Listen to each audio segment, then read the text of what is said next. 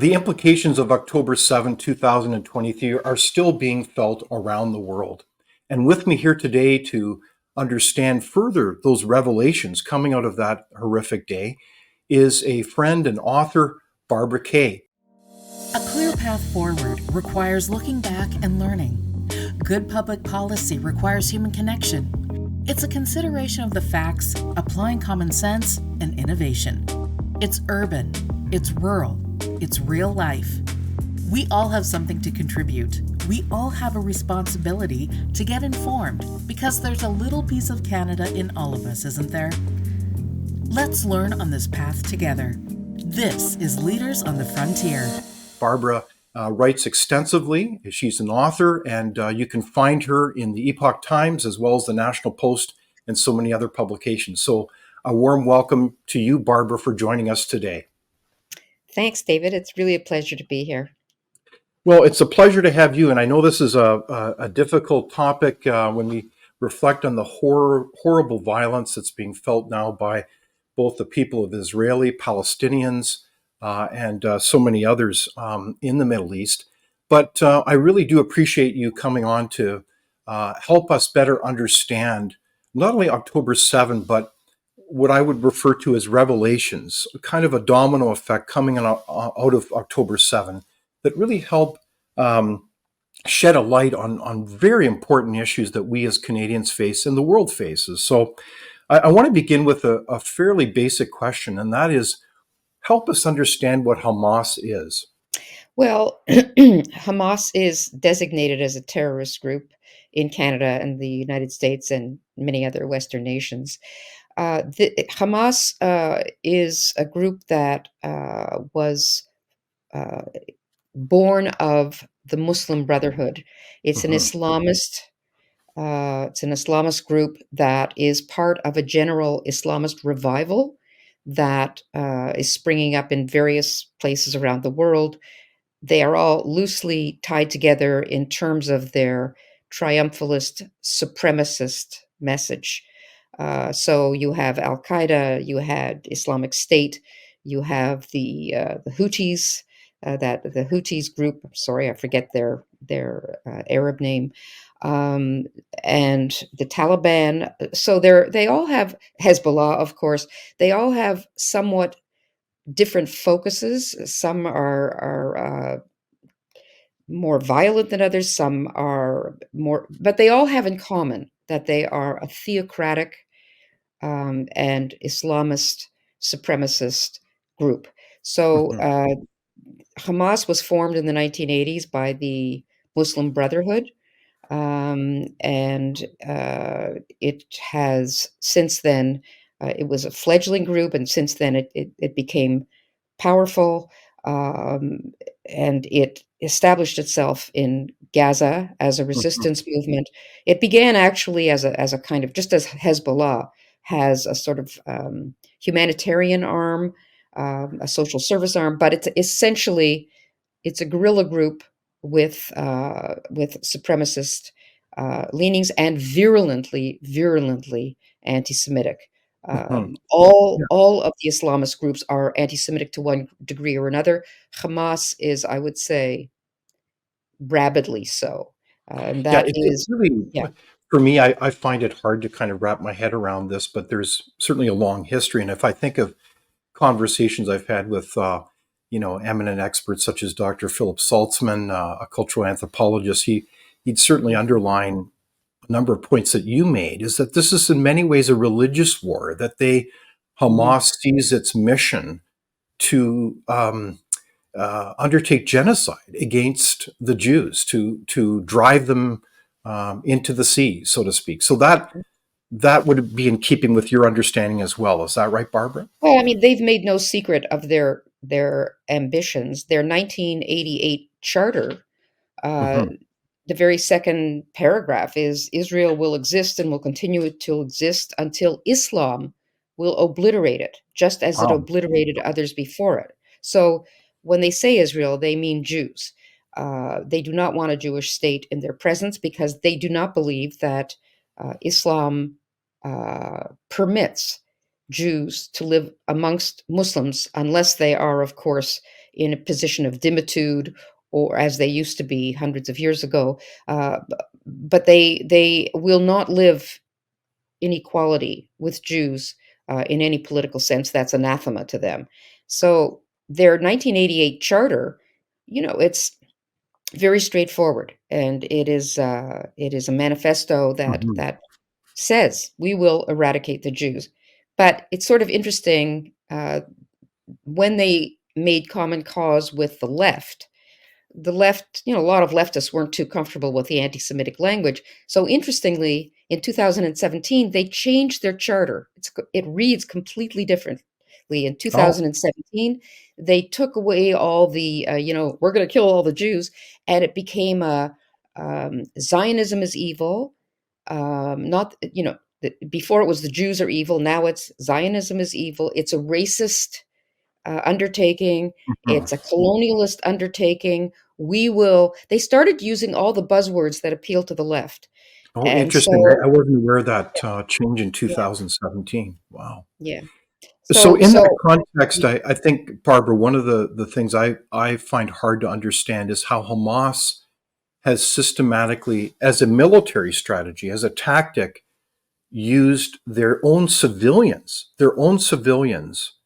as a shield to any mhm. kind of military attack against them as an organization. So they do this in particular ways. And one of them is that I think it was a surprise to people that they were locating military operations beneath hospitals, of all things. Is that actually true?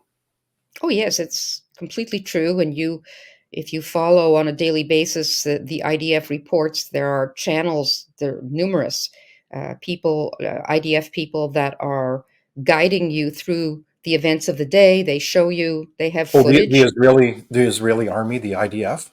Yes, and observers of also there's Israeli TV stations, but they're using footage that shows you, here we are, we're outside this hospital. Now we're going to take you inside the hospital. As you see over here, we have discovered a tunnel underneath. Here's what we discovered in the tunnel, and they show you all the armaments, and they show. Wow. But it's not just in it's not just in the hospitals. It's in schools. It's in mosques. It's in private residences. They have gone into private residences, and they have uh, inside a child's room, they have stuffed armaments and all kinds of stuff. I mean, the families are very aware of this is how they live, and they do not consider this abnormal at all. You Hmm. talk about human shields, the use of people to cover for the activities, and to prevent or to try to get people that have different values like we Hmm. have. We value human life. They have said, we don't value life, we value death. Death in the name of Islam is martyrdom. You go directly to paradise. This is what people in this culture are raised in. They're raised to believe that to die as a martyr, as a human shield, as that this is for the further glorification of Islam and its ends.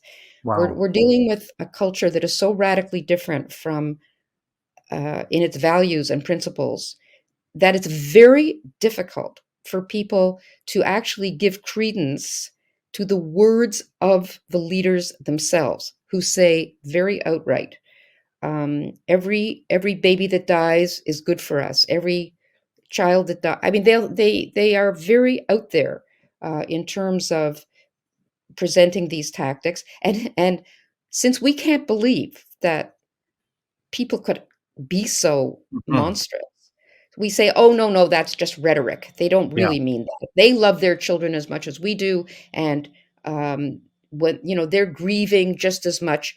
They may be grieving when the children actually die, but Hmm. in their own words, they will say, when they groom these children to be suicide bombers. Hmm. You may have seen footage from groups like Memory or the Palestinian Media Watch. They show you children in 5 years old. What do you Hmm. want to be when you grow up? Hmm. I want to kill Jews, and I want to die for Allah. I want to die for Islam, Wow. killing, but I want to kill Jews doing it.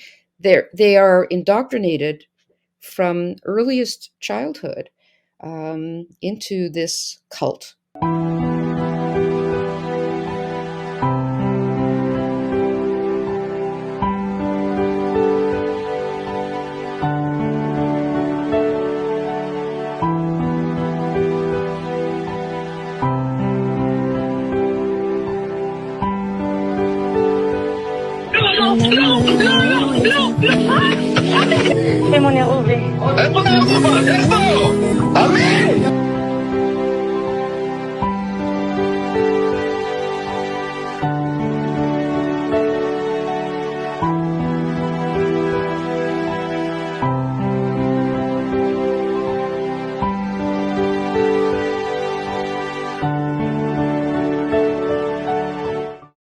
I tell you, Barbara, it's really bizarre, but the clip that we just showed, courtesy of the Israeli Foreign Affairs, the paradox is that the clips of those horrific murders were really, by and large, taken by Hmm. Hamas soldiers or terrorists Hmm. who were taking them and documenting them, and then in turn posting them on social media because they wanted to show their delight in the violence and the murdering that they were undertaking. I mean, this is Yeah, they the they paradox. have no guilt and they have no. This is not something that they consider shameful.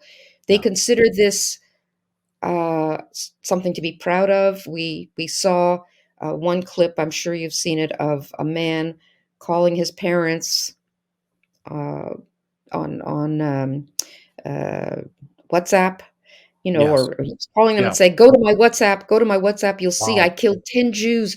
Mother, I killed, 10 Jews. Put father on the line.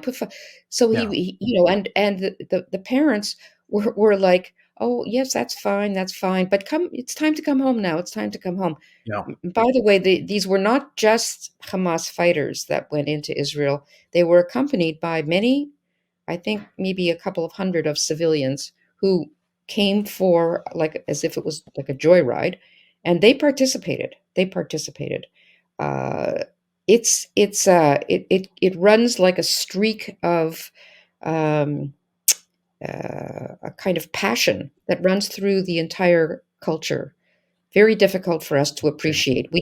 We can't even fathom it. Our imaginations find it very difficult to grasp. yeah. So I think many Canadians would assume that there's a vision of coexistence, of living, peacefully. That there may be um, vehement arguments and debates and conflict, if you will, between, say, the state of Israel and the Palestinian Authority, but there would still be a vision of coexisting, of peace. But that assumption is not correct. That's not what the assumption is on Hamas's part. To be clear, No, there is they no, see the it's a mission. ridiculous assumption. Yeah, Yeah.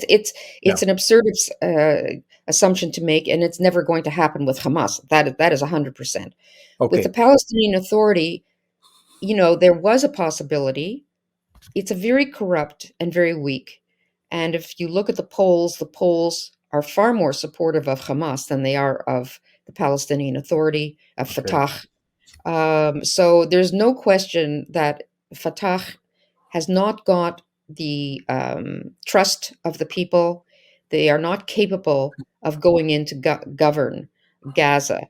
How Gaza is going to be governed when this is over, I honestly think it's a little premature to even be talking about it. And I think also something that I should add when I talk about Hamas and this culture, I'm not talking about all Islamic cultures. Hmm. There are stable states in the region. I mean, Saudi Arabia is not a democracy, it is a theocracy. However, the political leaders understand that stability is far more important than allowing gangs like, Hamas and Hmm. the Houthi rebels. Saudi Arabia has spent a lot of time, effort, and firepower trying to subdue the Houthi rebels, who they consider an enemy. Um, so, so just the fact that states are as Islamic doesn't mean they can't get along with Israel if they have the maturity, Hmm. and if they can get past this idea that there is something um, that living side by side with a Jewish state is something too horrible to contemplate. I Mhm. mean, for certain groups, it just really is too horrible to contemplate. But look, we've got United Arab Emirates, and you've got Saudi Arabia. Mhm. These countries are ready to acknowledge the political reality and to say, okay, look, Mhm. this has gone on long enough. Well, They have no and say. look at indeed the long relationships now between Israel and Egypt. Yes, it's been a cold peace, but it's been a peace. And Jordan, also not a warm peace, but peace nonetheless, and cooperation, great deal of Mhm. cooperation. It can happen, but the Palestinians are a special case. They just have not been able to get past or absorb the idea that it is conceivable that the Jews have a right to their own state, Mhm. that it is a sovereign state, it is a legitimate state, and they can't get past the idea that no, it is not fit. It's not fitting for any Muslims to have to live beside a Jewish state. It's not going to happen. And Yeah. if you don't give up on that negative dream, it isn't going to happen. So I think we can't predict what's going to happen after this is over. So it seems like a long time ago now. October 7 occurred, and it was a very, very dark day. And then immediately, of course, Israel pledged itself to going after Hamas to basically take them out. You had Now you've had well over 100 days of military action. You've had different pauses, if you will, as they've tried to negotiate the release of different hostages. I think there's still a couple dozen left. In fact, there's a kind of a gruesome thing now where Hamas is playing a kind of almost like a game where they show the pictures of these hostages and show those that have been killed and those that are in question. I mean, it's really quite morbid. But we Mhm. saw a whole cascade of revelations come out of October 7, one of which was demonstrations around the world in different countries, including Canada. And we saw demonstrations in favor of Israelis, the Israelis, Israel's response. But we also saw demonstrations that were in favor of Palestine, and even edges of demonstrations that were seemed to be in favor of Hamas. So what struck you about those demonstrations in Canada after Well, October 7, Barbara? two things struck me. One was the rapidity with which these protests sprang up. I mean, before Israel had even started to retaliate, Hmm. everybody knew that they would, but the bodies were still warm, from the massacre. And already you had people organizing, and it was like a call to arms across the world. And suddenly we saw these highly organized demonstrations uh, that were just suddenly everywhere. And I think you're charitable when you say that they were uh, pro-Palestinian. To me, they were pro-Hamas. When Pro you Hamas. Okay. I would say so because when the words "from the river to the sea" are part Hmm. of the Hamas charter. That's in their original charter, Hmm. and the words mean eradication of Israel. Exactly. Yeah. So if you're holding a sign that says "from the river to the sea," you know, or you ought to know. I know there's a lot of ignorant people that just think, Hmm. "Oh, no, we're just, we're protesting uh, for a ceasefire," but the people that organize these protests are not. The people that organize them, Sami Doon and all these all this whole network of pro-Palestinian organizations that are kind of run at the top by and funded by Qatar and you know, Mhm. Muslim Brotherhood is organizing. This is an incredibly nobody understands how globally organized, the Islamist revival is. Okay. Um, it's But undermined. that in itself, Barbara, that surely that's a revelation that you're right that the timeliness of these demonstrations was immediate and it was Meeting, highly organized. organize, organize all the signs, for example. All of a sudden, there were all these professional signs available. Mhm, These are not spontaneous, um, "Gee, this doesn't seem right to me. Let's go out and protest." mhm. I just saw a clip on Twitter, sorry, X. I just saw a clip of a young man holding, it was in London, holding a sign, something asking for a second intifada, a socialist intifada. So, and then somebody comes along and interviews him and says, "Well, what does that actually mean, a socialist intifada?" And the young man says, "Well, if I'm being honest," he said, "I just went over there to the, where they're organizing, and somebody handed me this sign. I don't even know what the word intifada means." So I think there's quite a lot of that And what going is around. an intifada, to be clear? Intifada means uprising. It means violent uprising. So it's a kind of call to arms, a Mhm. revolutionary call to arms, Exactly. but it definitely has the sense of violence. And Mhm.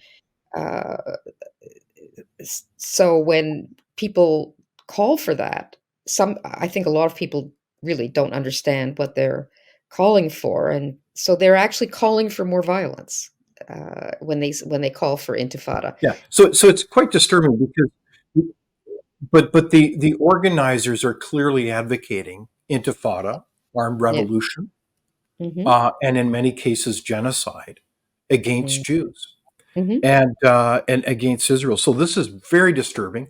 And in Canada, we had many demonstrations, large scale, and we even had bizarre incidences between police and the serving of double doubles from Tim Hortons and donuts at by Avenue Road there, a very prominent area of a Jewish community where you had protesters blocking roadways illegally and very much in the face of the Jewish community right there. And of course, we value protest in Canada, but there's places to protest it, like by Parliament Hill, for instance, or um, by a legislature or by a city hall.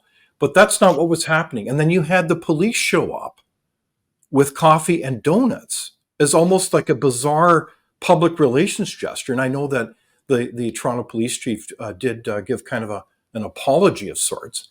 But what crossed your mind when you saw that, Barbara? Well, I this is a tactic. It was a PR kind of stunt, because it's a strategy. Police forces around the world are struggling with what to do about protests that are not like the old style protests, where people protested, but they responded to police directives. Hmm. They're now dealing with protests by people have no fear of police, have no respect for police, do not care, and they will get very aggressive.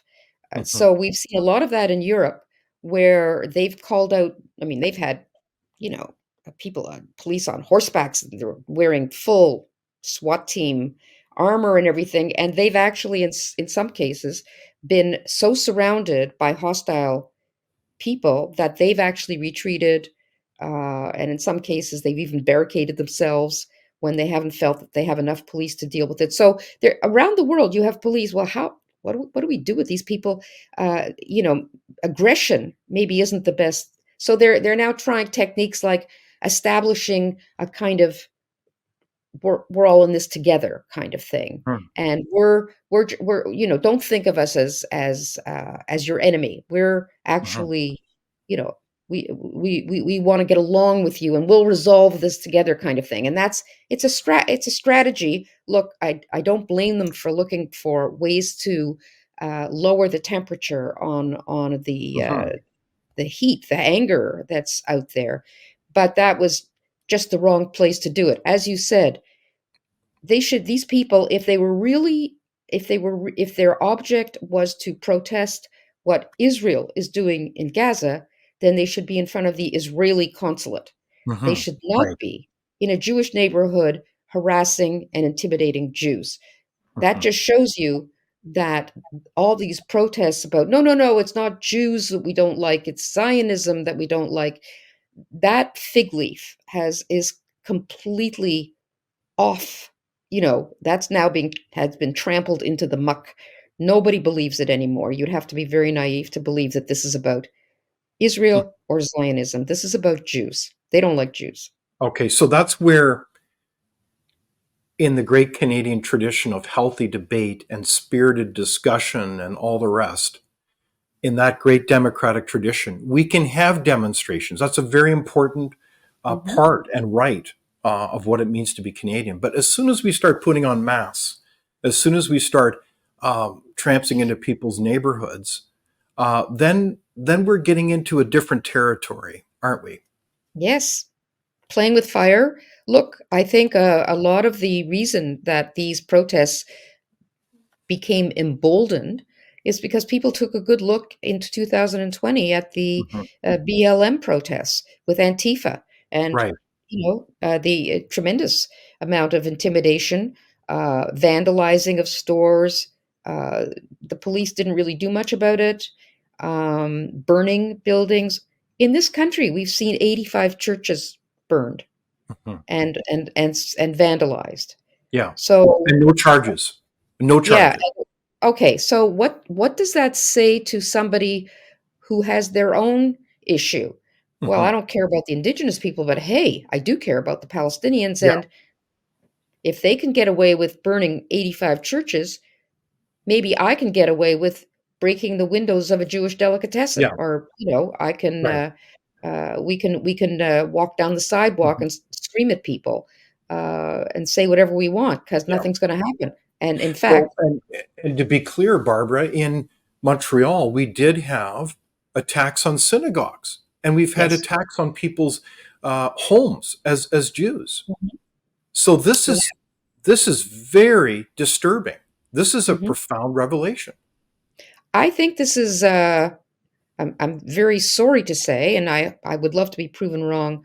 To me, this was like a volcano that was like the lava was kind of simmering under the Mm, surface. And this Hamas thing was taken as a sign around the world by militant Islamists. It's happening. It's the great wake up call. And it's almost like sleeper cells all over the world. This is mhm. our time. Wow. Uh, the caliphate is coming, whatever. And I think that this tremendous energy has been unleashed. In a recent column, I said it's like a genie got out of the bottle. You can't. That bottle top was never, the cork was not very tightly plugged, anyways. And now that genie's not going back in the bottle, and I think we're going to see. We've seen, as you say, incidents, bullet holes in Mhm. a Jewish school door or a synagogue door, uh, churches burned, but not people burned. But that could change. That could Yes, change. indeed. So I do feel we're sitting on a powder keg here, and around the world as well. We don't know where this is going. Now, I know that we could talk about this area of immigration policy for quite a while, because I know that there's a lot of implications around immigration in so many Western countries, and Canada is very much in the forefront of this as we accept well over 1 million immigrants into Canada now. It's a record that is never been seen before. So this massive movement of people into Canada has many implications. Not only as people seek to find housing, they're issued medical cards, as we already have multi-year waiting lists for many Canadians to get medical health care. Um, it certainly changes the wages of many working Canadians as more and more people are looking for jobs with that 1 million people entering the country.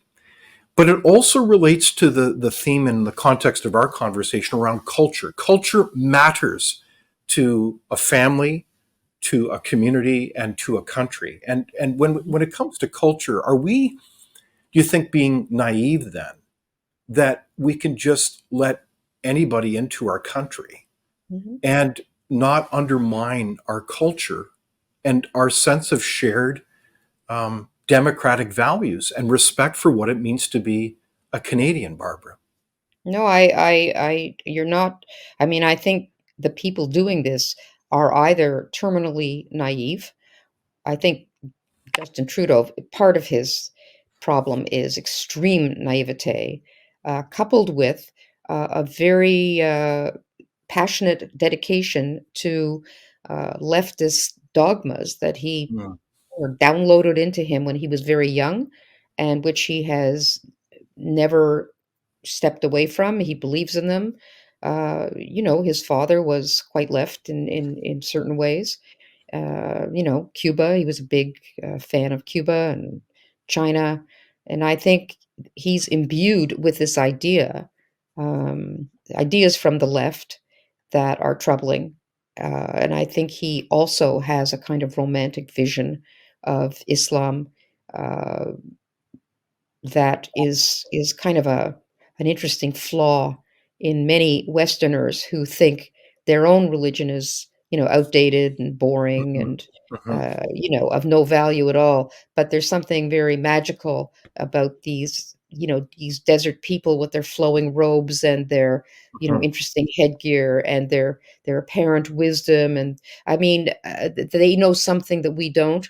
So when you couple that with a leftist kind of fascination with revolution, mhm, um, and you deliberately want not to see the dark side of Islamism, and you really do want to believe that Islam is not only a religion of peace, but a religion of, you know, uh, that they have something very special to bring to the table, and all of that. And there's plenty of them, and uh, you know, they vote liberal. mhm, So uh, I think that he has deliberately overlooked the cultural elements because he thinks that people can. He thinks that he believes in social engineering. So he thinks that it doesn't matter what people believe in their home countries. mhm, The minute they come into Canada, they are diverse, and you just not allowed to say that our culture is better than any other culture. That's mhm, part of the multi cultural sort of contract, and it's been a disaster. mhm. It's going to be Well, more of a certainly disaster. we've heard comments from Immigration Minister Mark Miller now that there's the possibility of welcoming thousands of Mhm. Palestinians into Canada. And I would say, well, on what basis can you possibly even screen and understand who you're dealing with and inviting into the country, ironically? So I think that just about sums up the train wreck that is Canada's immigration policy now, both in terms of its impact economically on Canadians, undermining people's wages as people seek housing, as they seek medical cards and services. But it really begs the issue whether we really have a handle on our vision of shared values as Canadians, and it begs in my mind whether there should be a moratorium now on immigration. I mean, this is really hitting our country hard. Yes, for the economic reasons you've cited alone, there should be a moratorium. I don't think any good case has been made that there's value added in just keeping the Mhm, annual numbers so high. I don't see that we have such a dearth of, uh, you know, uh, it's not like there's a sign in every window. mhm, People need it. Please come in. I'll pay you anything. I mean, I think. Uh, no argument on the economic can be disputed. I mean, it's not good. But on the cultural level, um, I, I think that it's unbelievable that Trudeau was very quick to say, "Oh, we'll take Gazan refugees," mhm, because that's who we are as a people, and without even asking himself or his minister or anybody of his advisors. Isn't it odd that there's no Arab countries that will take them? They're Hmm. ethnic brothers. Most Gazans, many Gazans, are ethnically Egyptian. There's no difference. Egypt doesn't want them. Egypt Hmm. kind of was responsible for creating them because they sponsored the Fedayeen in the 1950s, and it was out of the Fedayeen who were raiders. They would go in and make raids in Israel and everything. They were the precursors to Hamas, and they eventually saw that they helped to create a monster. They want no part of them. They don't even want them in the Sinai Desert. They won't even put in refugee camps Wow. in the Sinai Desert.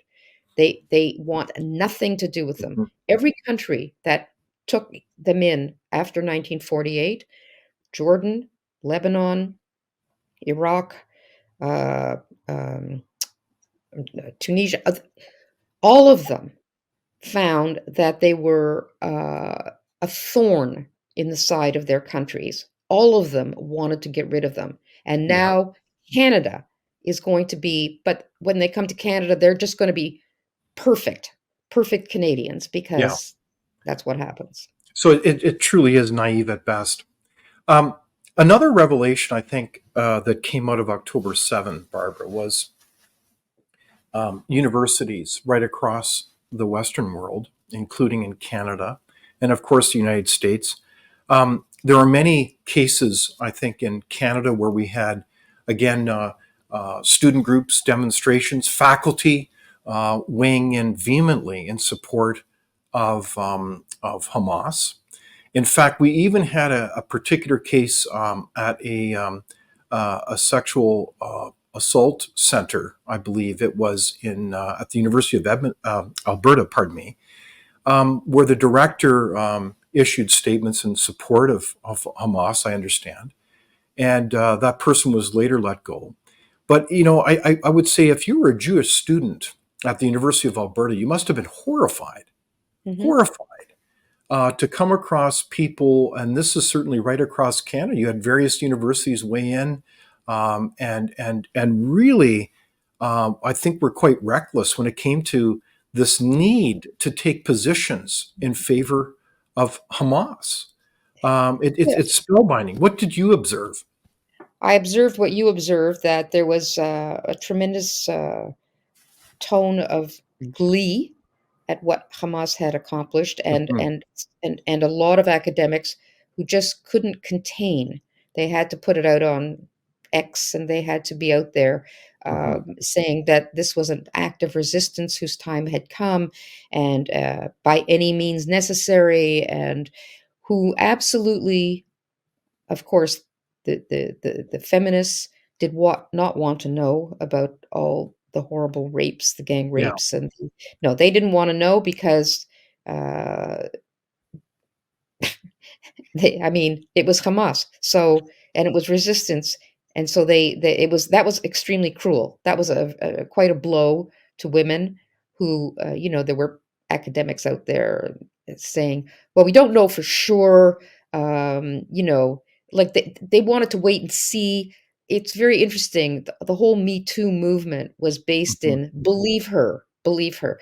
except of course if it's the victims of Hamas. So Wow. the hypocrisy, the kind of willingness to draw no lines whatsoever in terms of atrocities, and to keep claiming that it's resistance, Mhm. and to keep saying, well, you have to understand the context. Yeah. What particularly disgusts me is the double standards, because anytime somebody makes a statement about Muslims being, well, I'm afraid of Muslims because they're, look at all the terrorism in the world. Mm. And it's most of it is Islamic, and virtually all of it is Islamist. Mhm. Then you'll be called a terrible Islam. Nobody will say, "Well, yes, I understand in the context how you could feel that way." They just say, "You're an Islamophobe. Mhm. You're a terrible person. You're a horrible person." And you'll have Justin Trudeau agreeing and saying, "Oh, that's not who we are as Canadians." So Mhm. you cannot apply. You cannot. apply to an individual Muslim. Um, you can't discuss Muslims in general in the context of Islamism that's going on all over the world, but any Jew is a fair target because of Zionism. And Mhm. many, they don't ask whether you're a Zionist or not. Not all Jews are Zionists. In fact, an unfortunate number of Jews are quite willing to throw Israel under the bus if they feel that will maintain their status within Mhm. their leftist circles.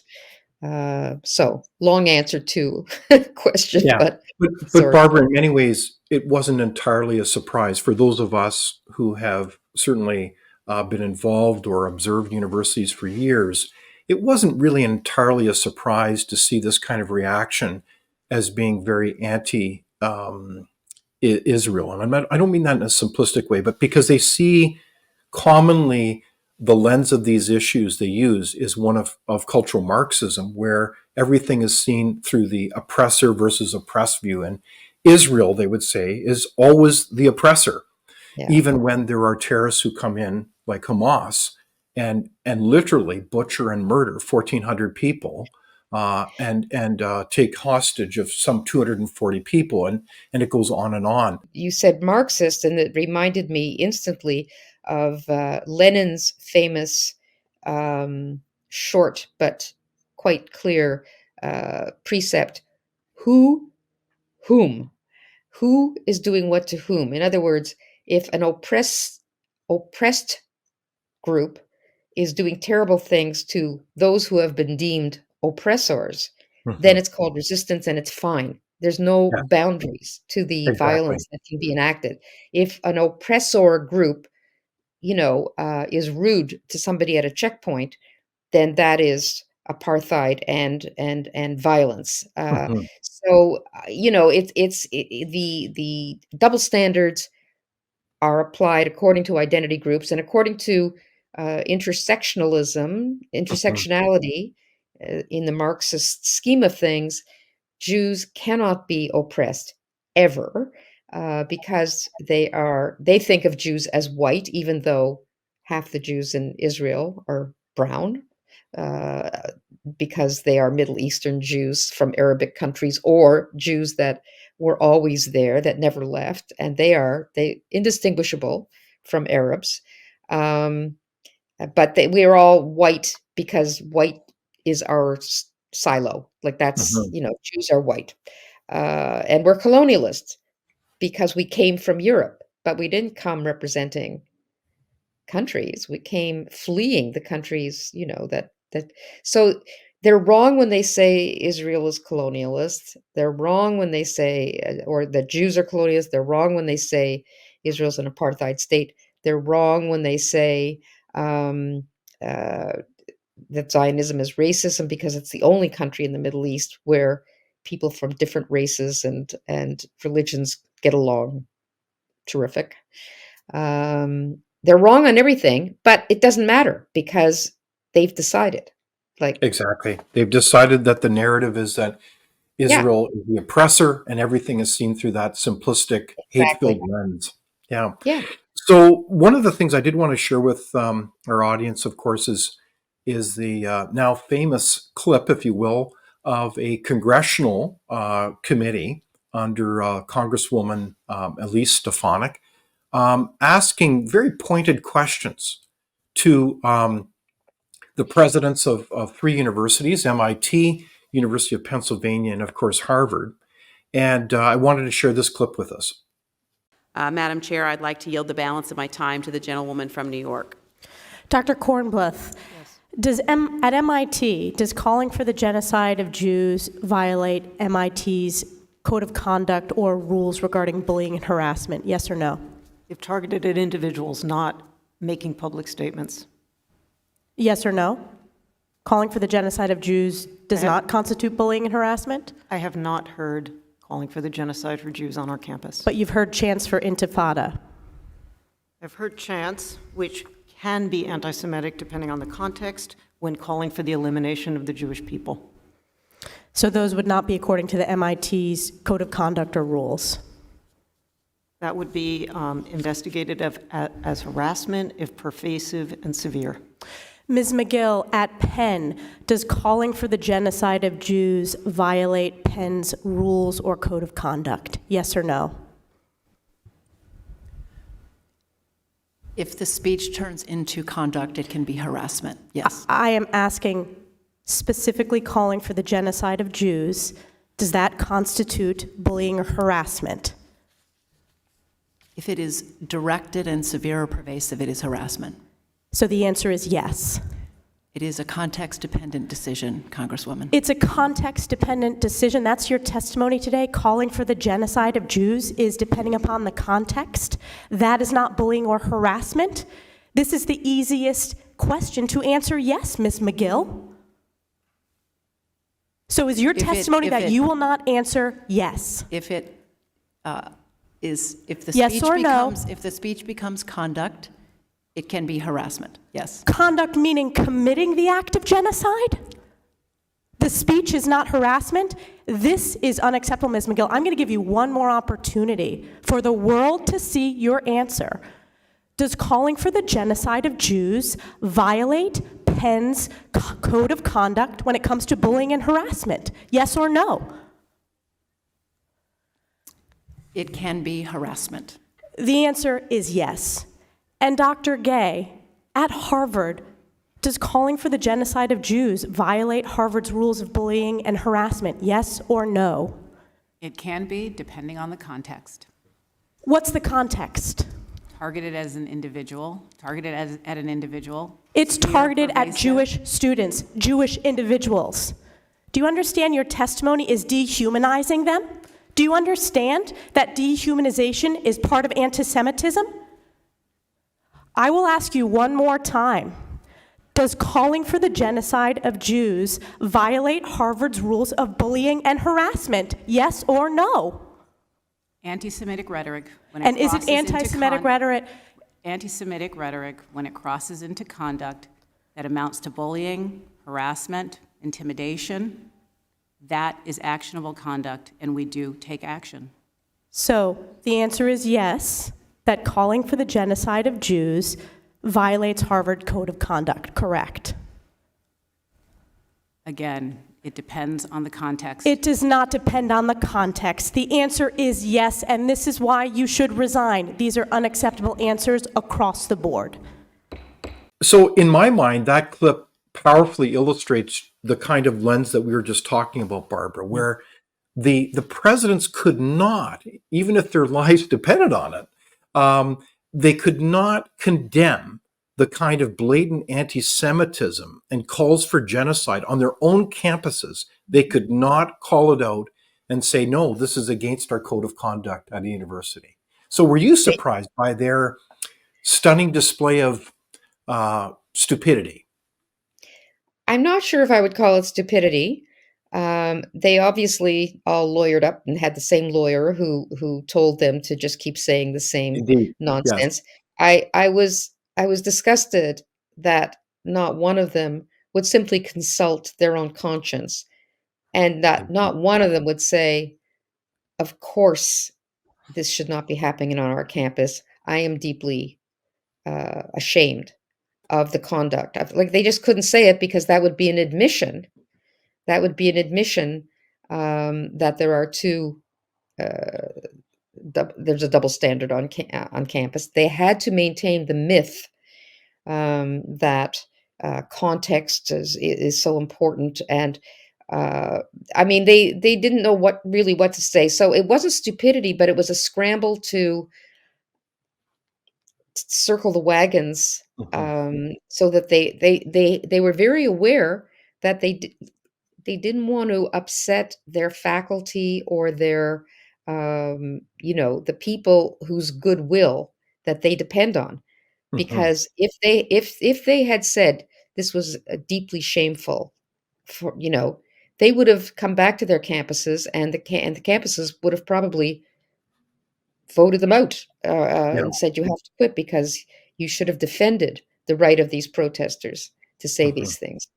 So they were in a tough place, but that was if ever there was a time for leadership and to step up to the plate, That was it. But by the way, they weren't the only ones.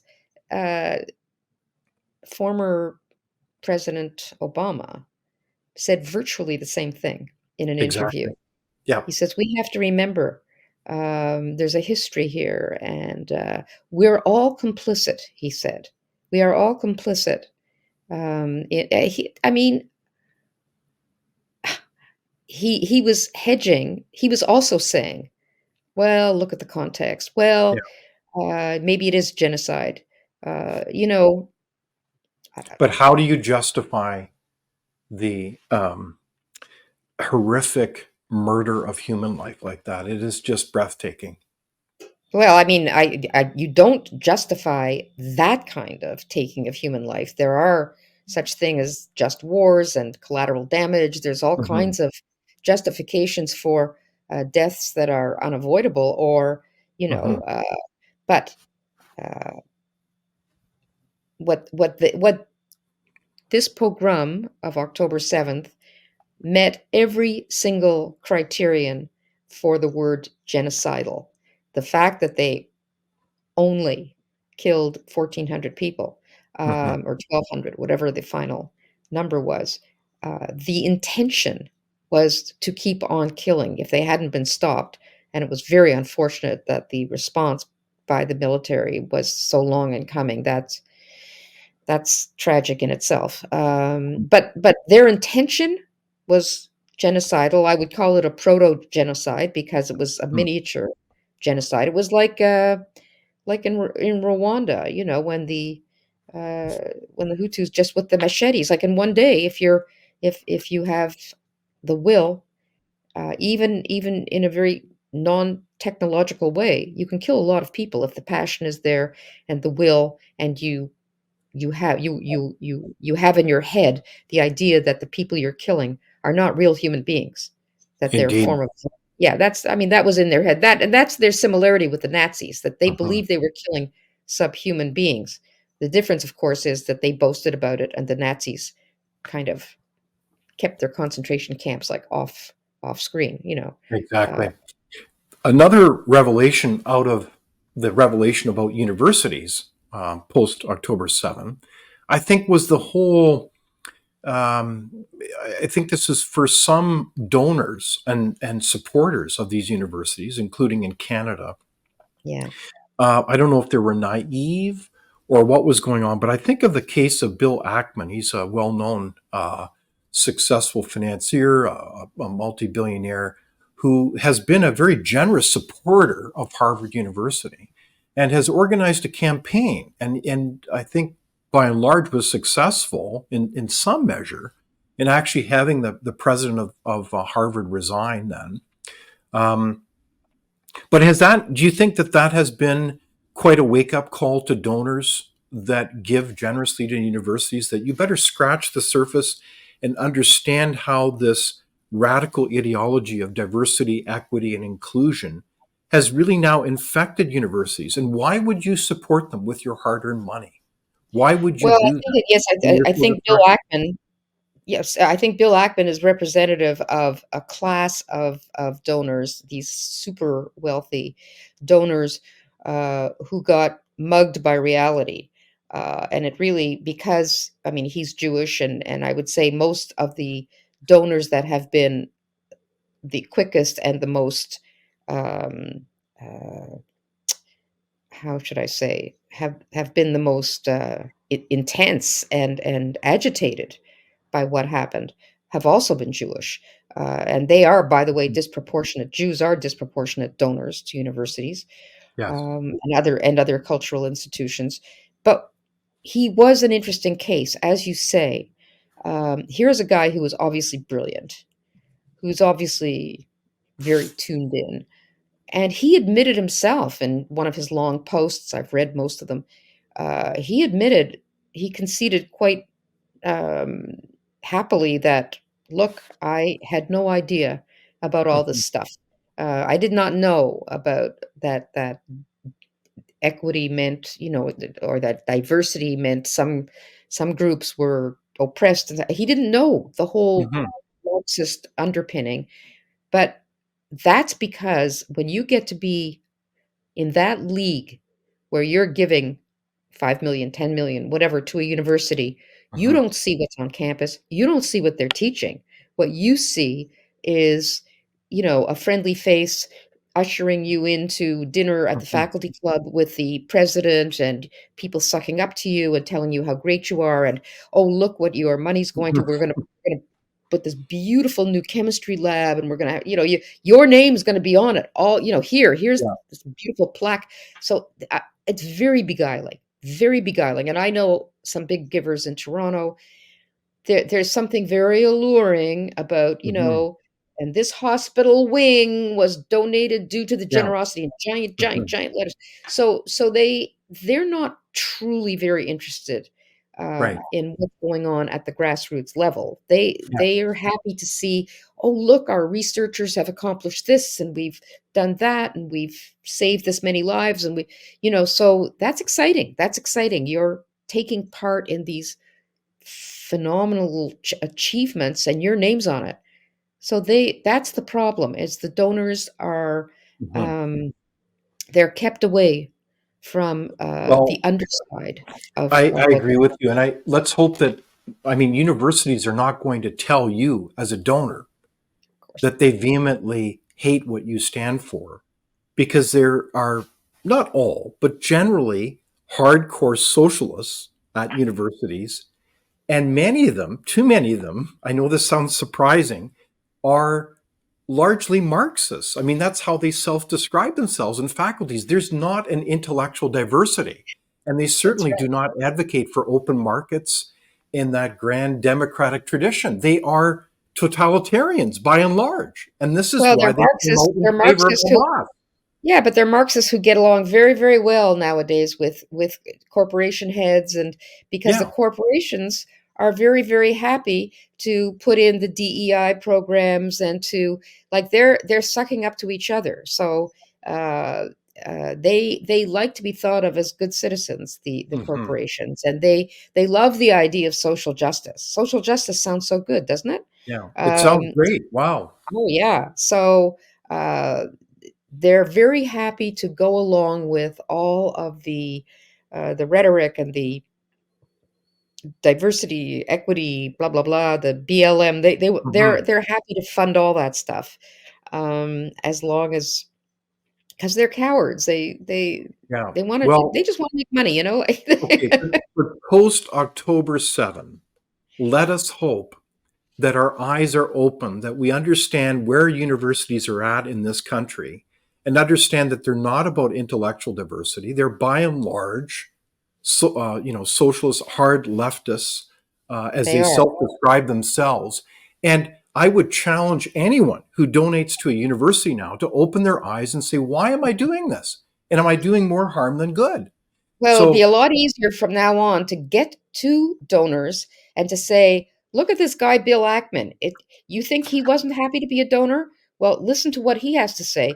But I mean, I've been saying for 20 years, if only the donors would wake up, money talks, universities understand, yeah, they don't understand people on campus, Jewish students saying, it's not fair, it's not fair. They understand when a huge donor like Bill Ackman says, you're not getting my money anymore. right, That's what exactly, and they also understand two things they understand. They understand money walking away, and they understand lawsuits in which exactly. they have to pay out huge damages. And right now, in Canada, there's 6 lawsuits waiting to go forward to get certified that some of the biggest universities in Canada, it'll be class action suits by Jewish students claiming they've been, discriminated against, And they intimidated, have harassed. been. Whatever. If they have to pay, if they win and they get big payouts, you will see the culture on campus change. That's the Well, two things, and both have to do with money. Well, let's pray that you're right, because I will tell you there's another layer of this which we don't have fully time for. But I will tell you one example. We have medical schools in this country now that, through their admissions process, are systematically Hmm. looking at your political opinions Hmm. and whether you support diversity, equity, inclusion, and whether they admit you to things like medical school. Now, is that a medical school, or is that all about indoctrination? When you Well, it start, is all about indoctrination, sure, and it's a disgrace that medical students who just want to heal people, they just want to go into Yeah, the helping indeed. profession, Yeah, are made to this whole idea of compelled speech is a disgrace in any case. We've seen it in the legal profession right. with the Law Association of Yeah. Ontario when they Well, made look they at made Jordan all the Peterson, lawyers. Dr. Jordan Peterson. Okay, so he's a psychology professor, but the Law Association of Ontario and every lawyer has to be a member of that association. They won't provide you with your membership card unless you Indeed. sign a diversity, equity, you have to sign that's compelled speech. Yeah, Um, so you're committing yourself to uh, stuff that you don't believe in, and exactly. you should not have to. And yes, medical schools. Uh, anyways, we could go on and on about Okay, all the this is a very important moment, is during these times of crisis, you realize who's who in the zoo. And you institutions. realize that, by golly, the universities, where do they really sit in terms of these basic questions around values? And why would the donors, let alone taxpayers, be funding this stuff? And why would citizens, let alone premiers of provinces or other leaders at the federal government, be supporting special professional bodies that are letting this rot of ideology into their professions and through their systems? So, this is where I think this is perhaps a massive wake up call to this country to say, who are we, and do we stand for democratic values and individual rights and freedoms and the grand traditions of healthy debate and discussion? That's the question I have. Well, I pray that your intuition that we are at this tipping point is correct. Certainly, I think there's tremendous anger that has been aroused, and these class action suits are the result of it. A few wins there could make a dramatic difference, Indeed. and I have to say that is one of the few positive things that I've seen come out of this horror, is that so many people that were sleepwalking through all of this are now vividly aware. I hope it's not too late in our country. I do fear that in certain European countries it is too late. The die is cast. The populations are too uh, the difficult populations or people with difficult ideas, there's too many of them now. Mhm. Um, and I I don't agree. know what the answer is gonna be for them. But we're it's not too late for us, and that's a positive thought to walk away with. We could turn this around, but I don't think it's gonna happen during the tenure of this prime minister. I think we're gonna need a new leader to help make that happen, because as long as the leader we have is here, he's oblivious to to the divisiveness that he has already caused Mhm. and that he is encouraging. I don't see any of this really happening on a national scale Okay. unless that changes. Well, I think another related revelation to this whole October 7 crisis, Barbara, has been that foreign affairs matters. Oh Um, yeah. if we look at the introduction of the Biden administration, we know that this is quite a contrast to the previous administration under Donald Trump. But we know that U.S. foreign policy does matter. Hmm. So when the Biden administration uh, made an about face to support Iran, both financially and to lift embargoes, Iran then had the ability, kind of the green light, to be able to support Hamas financially and otherwise to undertake this kind of terrorism action. Is that a fair assessment? It is fair. I will never understand how Obama got the idea that Iran being the hegemon in the Middle Hmm. East was in any way going to be a good thing. But he wanted that joint treaty, and he Hmm. pushed it through, knowing that they were after nuclear weapons, that and knowing that their hatred for Israel was paramount in their, their priorities.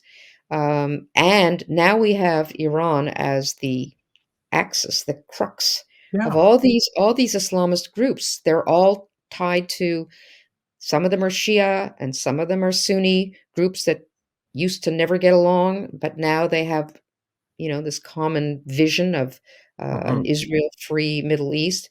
And by the way, even before Hamas is finished with, I do believe Israel's going to be in a full-fledged war with Hezbollah.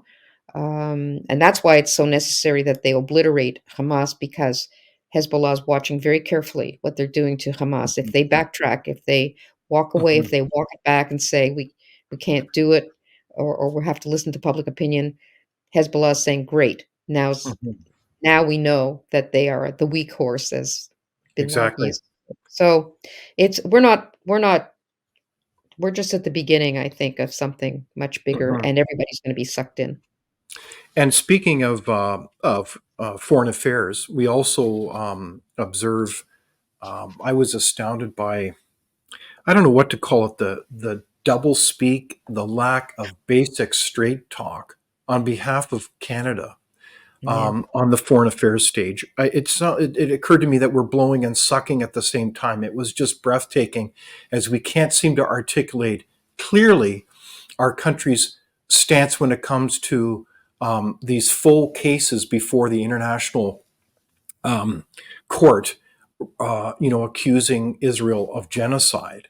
Mhm. And in fact, we turn around and we accuse ourselves of genocide over the claim of mass graves, and there's still no evidence of that whatsoever. So I Yeah. find this very bizarre. There's a quote here from John Manley that kind of summarizes it up brilliantly. John Manley, of course, was the former deputy prime minister. I believe he served in a number of capacities, including Minister of Foreign Affairs. But Barbara, have you been impressed by Canada's weighing in on October 7? It's been terrible. He's right from the beginning. Uh, Nothing is done in foreign affairs in this country without Trudeau is not interested in foreign affairs. He knows very little about foreign affairs. He's not interested in educating himself, and for him, foreign affairs is all about impressing his constituency in Canada. One of his biggest constituencies is the Muslim vote, and he is conscious in every word that he says about this issue. He's the only national leader in the democracies, or the ones that count, that has not didn't visit Israel to offer unqualified support, just sympathy. Never mind support for Mm-hmm. their aims, but just Yeah. sympathy after the pogrom. And he's been very careful with his words, because for example, when he said, "We don't accept the premise of this International Court of Justice claim of genocide." Um, but when he said that, he got hell from, the National Council of Canadian Muslims, and Mm-hmm. Mm-hmm. they're on his tail all the time. Half his cabinet is very angry that he even offered any support to Israel at all. He's walking a tightrope that he created. Wow. And now he's talking. He's saying, "Oh, I don't support the premises, but we will accept the conclusion." So if they Mm-hmm. conclude as genocide, so now he's going along with that. This is somebody who, as you say, called Canada a genocidal nation, ongoing genocide, because of some missing and murdered Indigenous women who were mostly killed by people in their own communities. And Mm-hmm. he- and, and again with the mass graves, the lowered flag, the so he has committed us to considering ourselves a genocidal nation on the basis of not a single death of one single child. We have not got the name of a single child Mm-hmm. who has been alleged to literally have been killed by in the residential schools, and now he's ready to allow the International Court of Justice, which Yeah. is It's utterly bizarre. So, yeah. as we kind of come to the end of our remarkable discussion, Barbara, I did want to reflect with you a little bit. You are a Jew. Um, I know this October 7 and everything that's kind of flowed from that event, the revelations, if you will, have been very hard on the community. I know they've been difficult on many different people in a wartime situation. But how has this, from your point of view, impacted the Jewish community in Canada now? Oh, I would say it has been a very pivotal and existential uh, event that we have still not really processed. I think Mhm. many of us are so stunned by the amount of anti Semitism that burst forth as a result of it. Many of us, I think people that were on the left, and a lot of Jews are, as you know, on the left, have Mhm. had to, I have not had to reevaluate my political ideas, but a Mhm. lot of them have. They've now realized that this dream of, you know, I know Jews that were actually supportive of the BDS movement because they mistakenly So believed, what is the BDS oh, movement? sorry, boycott, divest, and sanctions movement, which is basically a movement that wants to economically cripple Israel to the point of implosion. And Wow. so it is. It's in its own way as exterminationist as Hamas, but they want to do it through economic means. And a lot of Jews said, no, no, no, this is just a way to criticize Israel, to make Israel be better, to be, to act better and to help bring about a Palestinian state. And other people like me said, no, no, no, no, it isn't. It's pure anti-Semitism. And if you're Hmm. part of it, you're enabling it.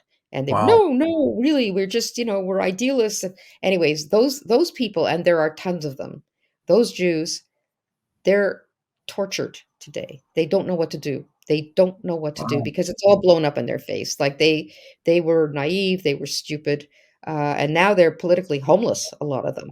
So we're all reeling in our own way. We don't know what's going to come of this. We're scared. I personally, I mean, I'm functioning very well. I'm not. I don't walk around crying all day, but I do walk around with a sort of feeling of dread in my stomach all the time.